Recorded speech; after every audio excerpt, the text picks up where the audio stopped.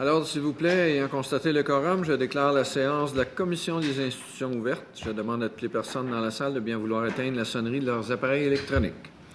La Commission réunie afin de poursuivre les consultations particulières et auditions publiques sur le projet de loi numéro 62, loi favorisant le respect de la neutralité religieuse de l'État et visant notamment à encadrer les demandes d'accommodement religieux dans certains organismes. Monsieur le secrétaire, y a-t-il des remplacements? Non, Monsieur le Président, il n'y a pas de remplacement. Nous entendrons cet avant-midi le collectif citoyen pour l'égalité et la laïcité et M. Jocelyn McClure, professeur à l'Université Laval. Pour le collectif citoyen pour l'égalité et la laïcité, nous recevons Mme Louise Mailloux. Mme Mailloux, vous avez 10 minutes pour faire votre présentation aux membres de la commission. Par la suite, il y aura une période d'échange avec Mme la ministre et les représentants des deux partis d'opposition. Je vous laisse la parole. Merci, Monsieur le Président. Madame la ministre, Mesdames, Messieurs les députés, bonjour. Le collectif citoyen pour l'égalité et la laïcité est un club politique qui a été créé en 2009. C'est une organisation qui regroupe des citoyens qui croient à la nécessité de la laïcité et de l'égalité comme fondement de la démocratie. Nous avons pour objectif l'adoption d'une charte de la laïcité. Nous avons d'ailleurs été les premiers à proposer en 2010, lors de notre participation à la commission parlementaire sur le projet de loi 94, un projet de charte de la laïcité. Le projet de loi 62 exige que les membres du personnel de l'État fassent preuve de neutralité religieuse dans l'exercice de leurs fonctions, mais l'État lui-même manque à son devoir de neutralité en favorisant les religions. Le gouvernement subventionne les écoles privées confessionnelles. Des subventions sont accordées à des écoles juives qui ne respectent pas le régime pédagogique. Le réseau de garderies familiales assidiques a bénéficié de 20 millions de 2007 à 2013. Les organismes religieux sont exemptés d'impôts sur le revenu, de taxes foncières, municipales et scolaires. Aucun citoyen au Québec n'a droit à de tels privilèges. Avec ce projet de loi, dans les services de garde à l'enfance, on va permettre un régime alimentaire fondé sur des préceptes religieux. Des employés de l'État portent des signes religieux dans l'exercice de leurs fonctions. Et que dire du crucifix à l'Assemblée nationale? Ces quelques exemples illustrent à quel point l'État n'est pas neutre et il n'y a rien dans ce projet de loi pour corriger ce favoritisme. Nous sommes ici en présence d'un gouvernement qui exige de ses employés ce qu'il est incapable de faire lui-même. L'État choisit plutôt de se décharger de ses responsabilités sur les membres de son personnel. Que seront les conséquences? L'employé n'étant ni un militant laïque, pas plus qu'un juriste, va fort probablement choisir d'accepter la demande d'accommodement religieux plutôt que d'avoir à justifier son refus par écrit, comme cela se fait dans certains cégeps. Conscient aussi que sur un sujet aussi sensible, il sera isolé. Il n'aura pas l'appui de ses collègues qui préféreront ne pas prendre position. Il ne peut également être certain de l'appui de son syndicat et encore moins de la direction qui ne tient pas à faire les grands titres des médias. Conscient également que s'il y a contestation en cas de refus d'accommoder, c'est lui, l'employé, et non son employeur, qui se retrouvera à faire les frais d'une éventuelle poursuite. Sans compter qu'il risque d'être montré du doigt dans son milieu de travail et subir les insultes dont font habituellement les frais les militants laïques, c'est-à-dire se faire traiter d'intolérants, de xénophobes, d'islamophobes et de racistes. Vous aurez compris qu'ici, il est drôlement plus tentant de dire oui que de dire non à une demande d'accommodement. Tout ceci aura pour effet de mettre tellement de pression sur les employés que, contrairement à ce que l'on pourrait penser, on ne se retrouvera pas avec des accommodements au cas par cas, à géométrie variable, mais bien plutôt avec une normalisation des pratiques d'accommodement religieux qui iront tous dans la même direction, c'est-à-dire l'acceptation. Concernant l'article 9 sur les services à visage découvert, tout le monde s'indigne avec raison du fait que ce projet de loi va permettre le tchador, qui est un symbole de soumission des femmes. Mais le visage découvert, c'est aussi le hijab, présent dans nos garderies et nos écoles, ce voile qui participe de la même idéologie que le tchador, le niqab ou la burqa. Depuis l'abandon du projet de loi 60, le hijab serait-il devenu soudainement acceptable? Il y a un éléphant dans la pièce, mais on dirait qu'il n'y a plus personne pour le voir. D'entendre la ministre de la Justice déclarer que le voile, c'est du linge, a quelque chose de profondément choquant. D'abord, nous savons très bien qu'au Parti libéral, ils savent très bien que ce n'est pas le cas. Et en plus, cela donne l'impression que l'on prend les Québécois pour des idiots. alors que la grande majorité des gens savent très bien que le hijab n'est pas qu'une simple tenue vestimentaire. Le Québec n'est pas une bourgade isolée du reste du monde. Nous avons l'Internet, la radio, la télé, les journaux, les revues et même des livres. Il suffit d'ailleurs de parcourir toute l'abondante littérature sur le voile, les livres et les revues qui y sont régulièrement consacrés pour comprendre que nous ne sommes pas en présence d'un vulgaire morceau de linge. Le hijab est un étendard politique. Il est l'emblème d'un islam politique qui veut imposer une théocratie et remplacer les droits humains par la charia. En l'imposant aux femmes, les islamistes souhaitent donner un maximum de visibilité à l'islam et nous habituer ainsi à sa présence. C'est pourquoi il est essentiel pour eux de pouvoir introduire ce voile dans nos institutions publiques. Concernant l'article 4, ce projet de loi va justement d'interdire quoi que ce soit, parce que ce serait, à la lumière de l'article 4, défavoriser une personne en raison de son appartenance à une religion. Même le niqab et la burqa, avec ce projet de loi, pourront être permis, puisque à l'article 9, il est écrit qu'un accommodement qui implique un aménagement à l'une ou l'autre de ces règles est possible, mais doit être refusé si, compte tenu du contexte, des motifs portant sur la sécurité, l'identification ou le niveau de communication requis le justifient. En clair, cela veut dire que si l'un de ces 3 critères n'entre pas en ligne de compte, et même si ces critères étaient en jeu, celui de l'identification par exemple, il suffirait de faire contrôler l'identité de la femme par une autre femme pour que le port du niqab devienne acceptable. Quant au niveau de communication requis, tout repose ici sur le mot « niveau ». Qu'en sera-t-il du niveau de communication requis dans le cas d'une étudiante ou encore d'une employée qui travaille dans le laboratoire d'un hôpital? En conclusion, ce projet de loi, loin de garantir la neutralité de l'État, va plutôt favoriser l'ingérence du religieux dans nos institutions publiques. Il fait la promotion d'une laïcité ouverte aux religions dans laquelle la neutralité de l'État est conçue non pas comme une neutralité d'indifférence, mais plutôt comme une neutralité de bienveillance face à celle-ci. Au lieu de n'accueillir aucune religion dans les institutions de l'État, ce projet de loi met en place les conditions optimales visant à les accueillir toutes, ce qui est contraire à la laïcité. En mettant le fardeau sur les épaules des employés, ce projet de loi vise à implanter une culture des accommodements dans nos institutions publiques. Ce projet de loi permet le tchadar et le hijab. Ainsi, des enfants continueront d'être exposés au hijab dans nos écoles et nos garderies. Il va permettre un accommodement pour le niqab et la burqa. Avec ce projet de loi, plus rien ne pourra faire barrière à l'intrusion du religieux dans nos institutions publiques.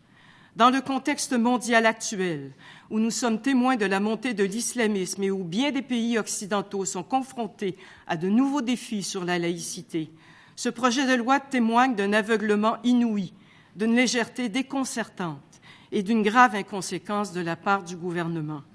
On va créer en quelque sorte les conditions idéales pour satisfaire les revendications des lobbies politico-religieux, ces intégristes qui sont la frange la plus intolérante et la plus intransigeante des groupes religieux, et contribuer du même coup à augmenter la pression, notamment sur les musulmans.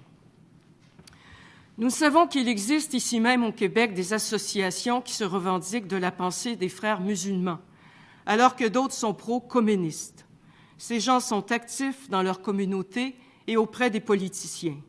Ils ont en commun de vouloir imposer ultimement la charia et utilisent différentes stratégies pour parvenir à leurs fins. L'entrisme, par différentes demandes d'accommodement, est l'une de leurs stratégies et le hijab qu'ils imposent aux femmes et aux fillettes en est le cheval de Troie.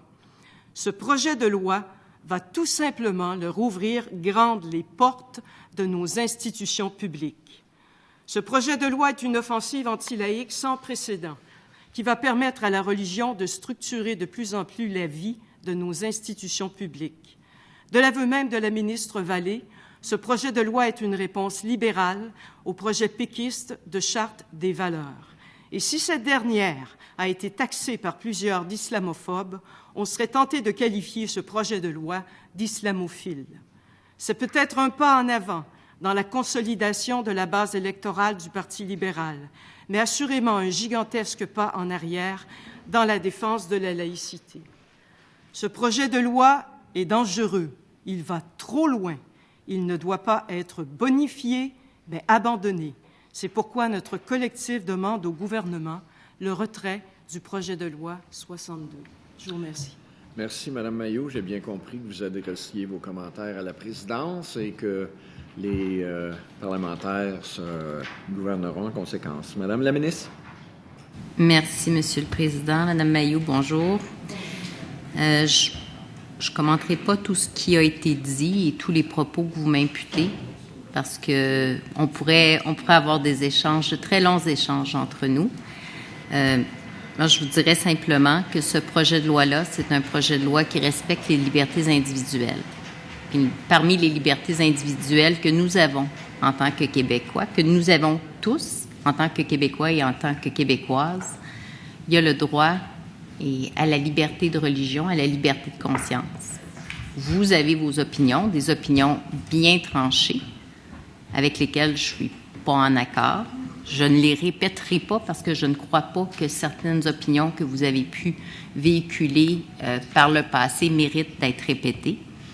Mais je vous dirais simplement que je ne les partage pas, mais je ne vous attaquerai pas personnellement. Donc, je ne dirai pas que vous prenez les gens pour, comme vous disiez, vous présumiez que je prends les Québécois pour des idiots. Ce n'est pas le cas. Vraiment pas. Mais je suis respectueuse des droits et libertés et je crois fondamentalement aux droits et libertés que la Charte des droits accorde à tous les Québécois sans exception, à toutes les Québécoises sans exception.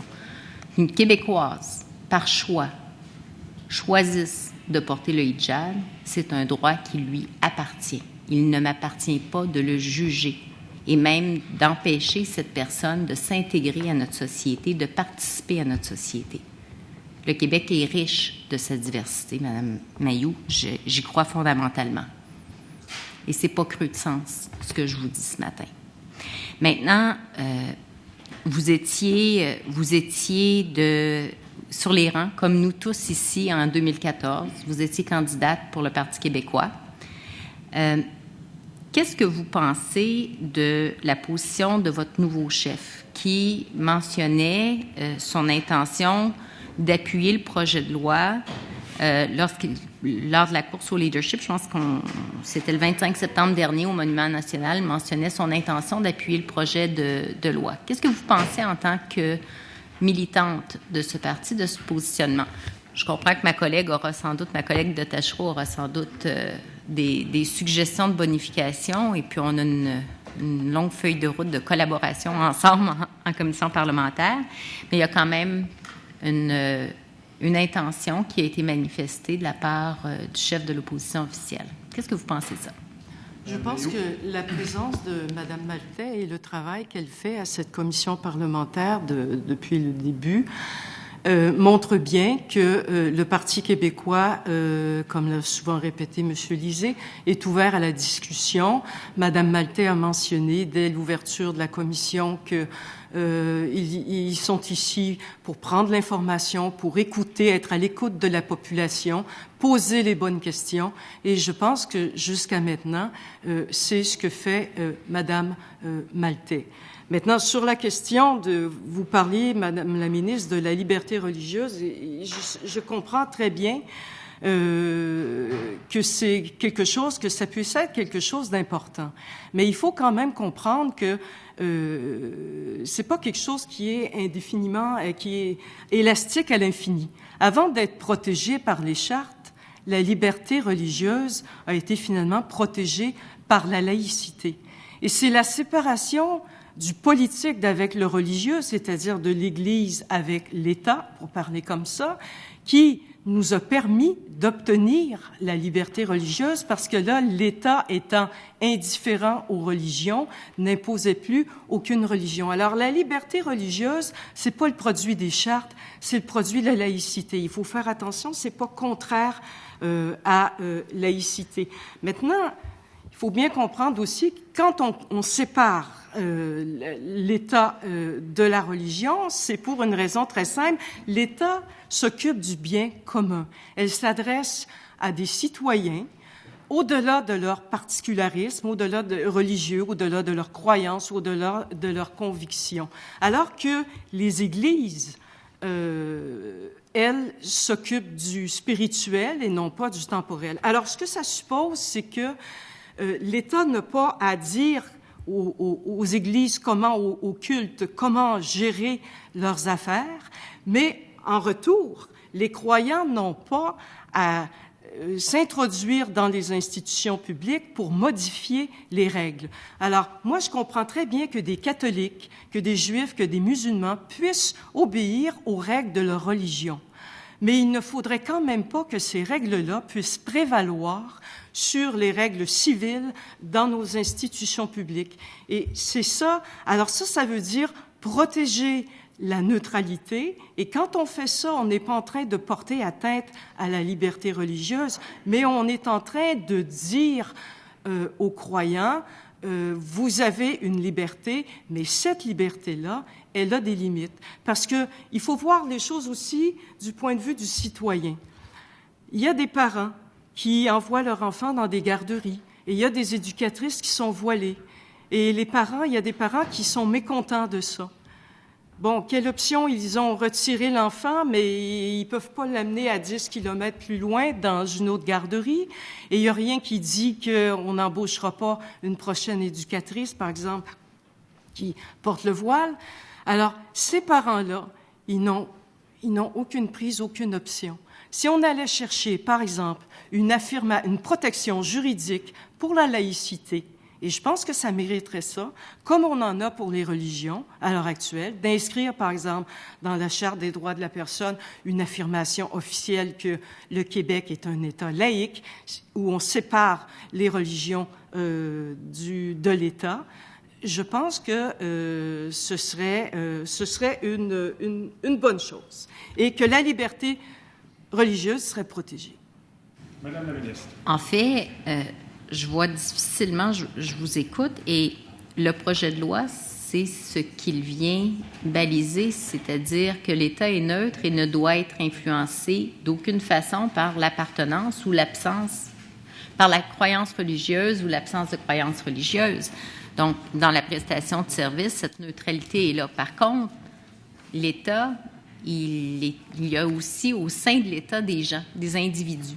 Et ces individus-là, bien, ils ont droit à leur propre particularité. Elles ont droit à leur propre particularité. Certains sont croyants, certains ne le sont pas. Certains vont afficher une appartenance à leur croyance. Certains vont porter la croix. Certains vont avoir même des boucles d'oreilles en forme de croix. Bref, c'est pas... on cible, on fait un gros cercle autour de certaines religions, mais le projet de loi, c'est un projet de loi qui vise tout le monde, l'ensemble de ceux et celles qui travaillent au sein de l'État, qui ont, dans leur prestation de service, ce devoir de neutralité. Puis, je comprends que vous êtes tenante d'une laïcité. Hier, on nous expliquait qu'il y avait deux types de laïcité, cette laïcité ouverte ou cette laïcité plus républicaine à la française, à laquelle vous semblez vous associer davantage. C'est pas le choix qui a été fait. C'est le choix d'une laïcité plus ouverte, d'une neutralité de l'État.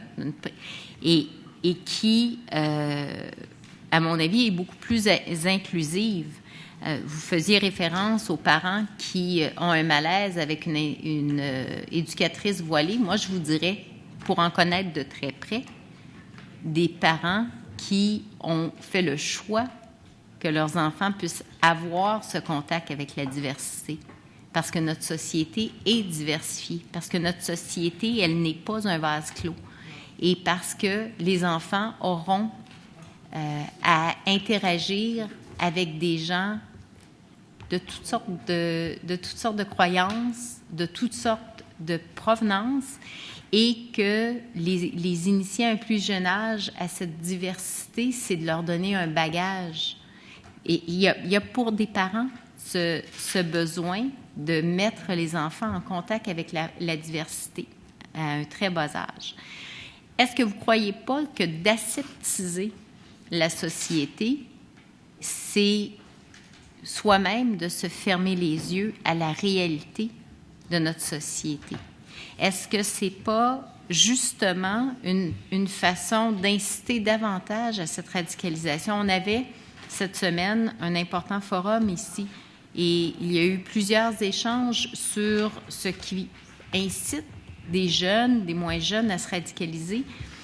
Et la semaine dernière, une étude était publiée indiquant que la religion pouvait même être d'un certain secours chez les jeunes qui ne sont pas sont en recherche parfois d'une identité.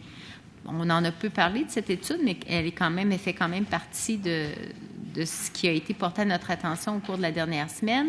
Il y a eu des échanges dans le cadre du forum sur l'UNESCO. On dit, peut-être que de cibler à répétition certaines communautés, on contribue d'une certaine façon à cette radicalisation. Croyez pas.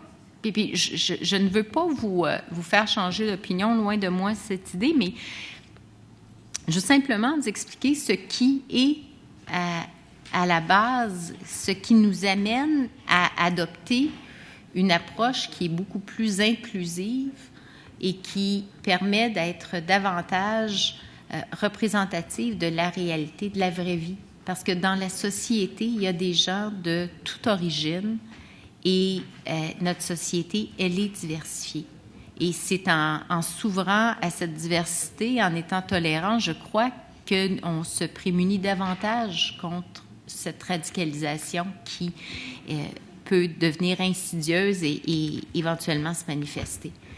Je ne crois pas que la France, par sa laïcité plus républicaine, a été à l'abri d'une certaine forme de radicalisation ou de la présence de radicalisme religieux.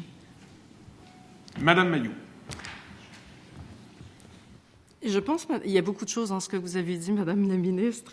Je pense qu'il faut distinguer d'abord une première chose. Quand vous dites les enfants, il faut les habituer à la diversité, puis à la limite, ça pourrait contrer jusqu'à un certain point, quand ils seront plus vieux, la radicalisation. Bon, alors sur l'éducation à la diversité, il faut bien comprendre que quand on parle de laïcité, on parle d'État, on parle des institutions publiques, d'accord, et on ne parle pas de l'espace public. Vous avez dit tout à l'heure que peut-être que ce que je souhaiterais ou ce que le type de laïcité que je défends, ce serait d'aseptiser l'espace public de toute manifestation religieuse. C'est tout à fait faux. Alors, l'espace public, quand on est dans un autobus, quand on est sur la rue, dans un parc, dans une épicerie, au restaurant, on est dans un espace public. Par contre, quand on fréquente une école, une CPE, je veux dire, quand on va dans un CLSC, dans un hôpital, autrement dit, les institutions qui relèvent de l'État, on n'est plus ici dans un espace public, mais on est dans un espace civique, c'est-à-dire un espace citoyen. Et je comprends bien, moi, que des parents veulent initier leurs enfants, leur ouvrir l'esprit, les initier à la diversité, mais je pense que l'espace public, il y a bien des moyens de le faire. Mais au niveau des institutions, je pense que le gouvernement, comme représentant de l'État, il a un devoir de faire en sorte que dans l'État, on rassemble tout le monde, et ça, c'est de l'inclusion, au-delà de leur particularisme religieux, et tout le monde est citoyen du Québec. Alors, je vois pas qu'est-ce qu'il y a d'exclusif à ce niveau-là. Je vous donnerai un exemple sur la question de la liberté religieuse. Quand j'étais à l'université, rapidement, je faisais de la suppléance, tout en étant étudiante, à la CECM, à l'époque, Commission des écoles catholiques de Montréal. Pour être engagée, j'ai dû faire la preuve que j'avais été baptisée. Et ça veut dire quoi? Ça veut dire que les non-catholiques ne pouvaient pas être engagés à la CECM. Alors, et là, c'était vraiment exclure des gens de leur droit au travail, si on se base sur l'article 10 de la Charte, en fonction de leur religion.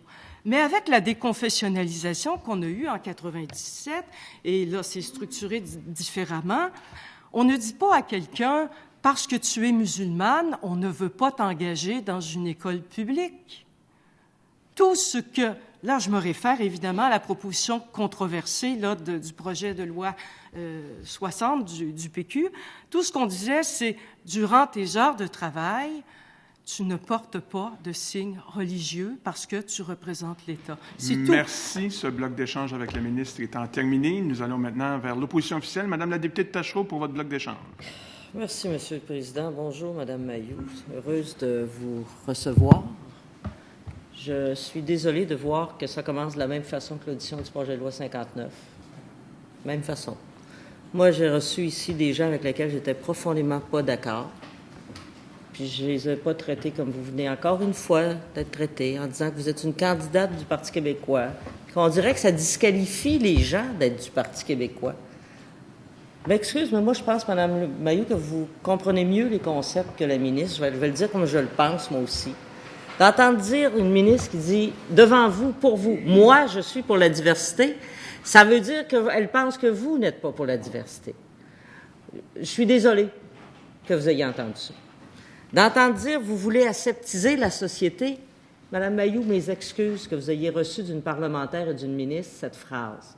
Nous savons tous que personne ici ne veut aseptiser la société. Surtout pas vous. Vous avez très bien expliqué le concept de laïcité. Je vous en remercie. Il y a eu effectivement, récemment, non pas une étude, mais un sondage non représentatif, non probabiliste, qui a été présenté dans les journaux. Ce n'est pas une étude, c'est un sondage non probabiliste. Il y a eu la Ligue des droits et des libertés qui est venue dire que le Parti libéral faisait du profilage religieux. Ça aussi, mais ces propos-là, c'est pas venu d'ici, ils sont venus de l'autre bord. C'est les gens qui doivent nous donner leurs commentaires sur le projet de loi. C'est pas nous qui devons passer des commentaires sur le monde qui vient ici. Alors, Mme Mailloux, encore une fois, je suis encore obligée de parler de vous, j'en suis désolée. Je vais aller au projet de loi. Il y a des parties du projet de loi actuellement. Je sais que vous nous proposez de le retirer complètement. Pourtant, il y a des parties du projet de loi qui sont tirées, une partie exactement telle quelle du projet de loi de 60, le défunt projet de loi du Parti québécois. L'autre partie, c'est sur les services éducatifs de garde à l'enfance. L'autre partie, sur les accommodements religieux, c'est presque la même chose, sauf qu'on parle du membre de personnel au lieu de l'organisme. Mais là, déjà, on s'avance vers la possibilité que ce soit l'organisme ou la politique, qu'il y ait une politique qui encadre, qui fasse que ce ne soit pas le membre du personnel qui soit susceptible d'être poursuivi. On sait, n'est-ce pas, que des poursuites arrivent parfois quand on prend des décisions sur le phénomène religieux. Est-ce que le fait de prendre ces parties-là intégralement, vous pensez qu'on peut le faire, que ça pourrait être une avancée? Je vais vous entendre là-dessus, ça m'intéresse vraiment. Madame Mailloux, à vous la parole. Quand vous dites de prendre les parties, vous parlez de quelle partie? L'article 10 sur les accommodements religieux, excepté que le fait qu'on dit membre du personnel au lieu d'organisme, c'est tel quel, comme c'était dans le projet du projet de loi 60 du Parti québécois. Puis on est en train de revenir au mot politique qui devrait aller avec. L'autre, c'est sur les services.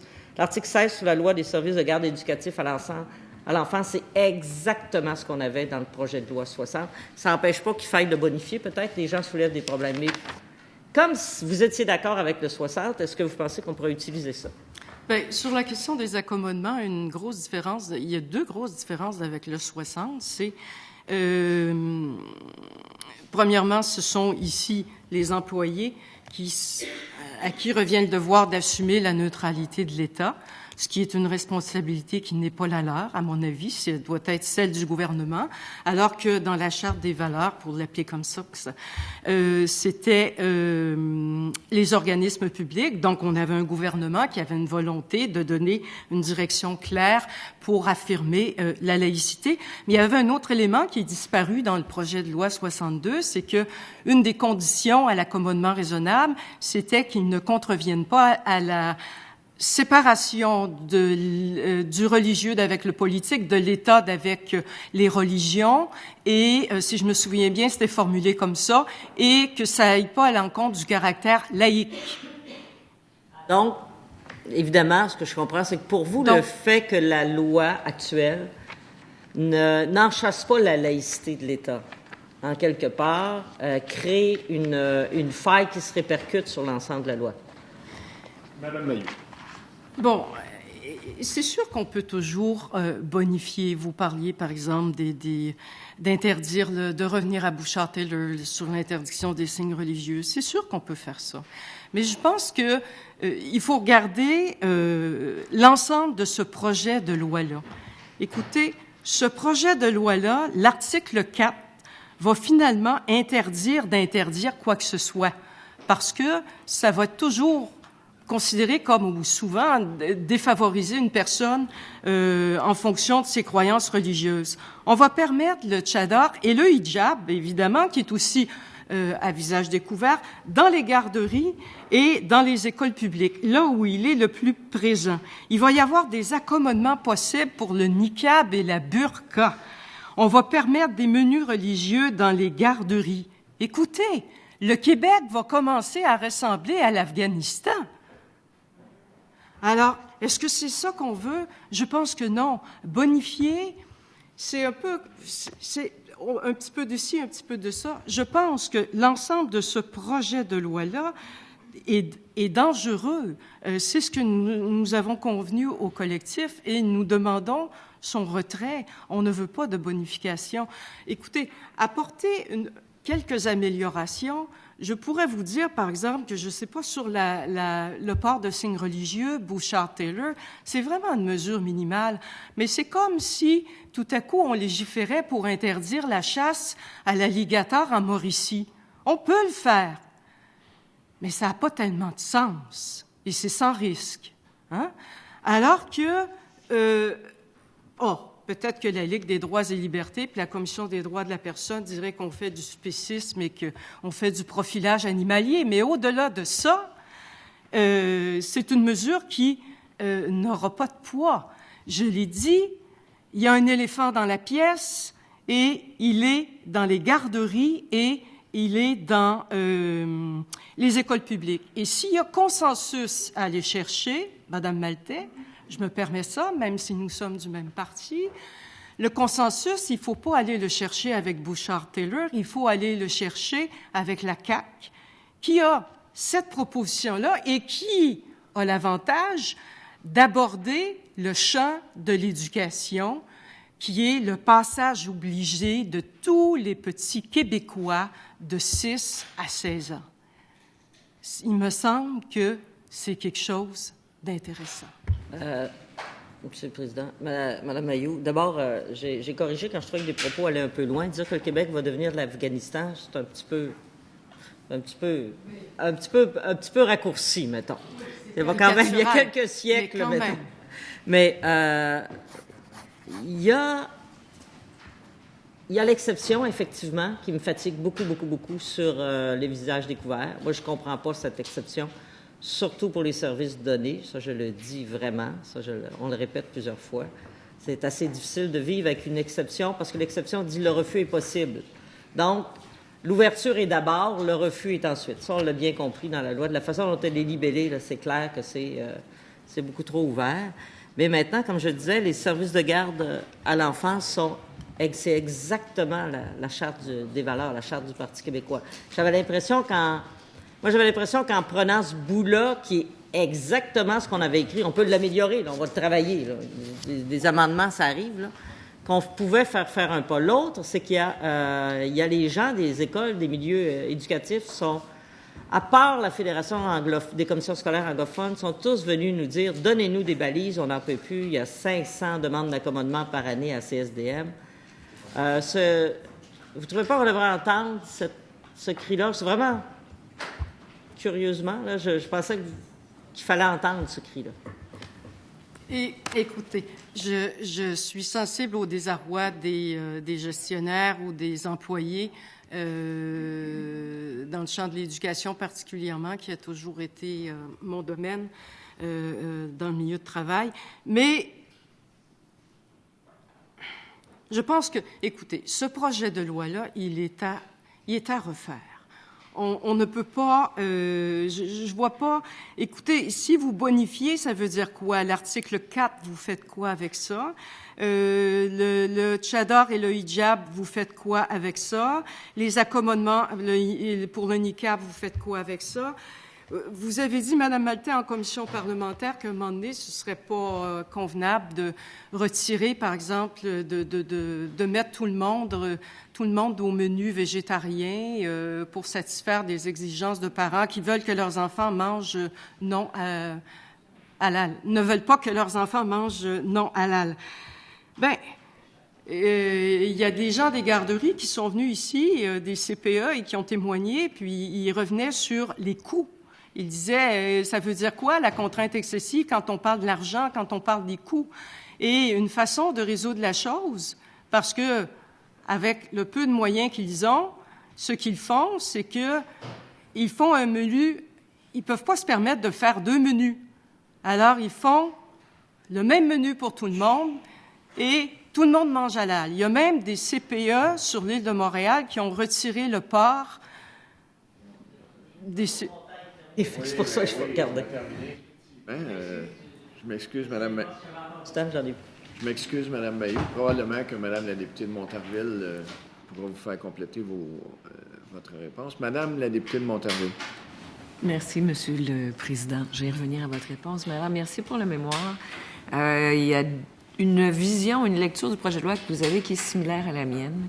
Vous avez parlé de la position de la Coalition Avenir Québec. Elle demeure la même. Nous voulons interdire le port de signes religieux dans la fonction publique, comme le recommandait Bouchard-Taylor, aux employés de l'État en position d'autorité coercitive, juge, procureur de la Couronne, police et gardien de prison. Et oui, nous voulons y ajouter les enseignants pour une foule de raisons.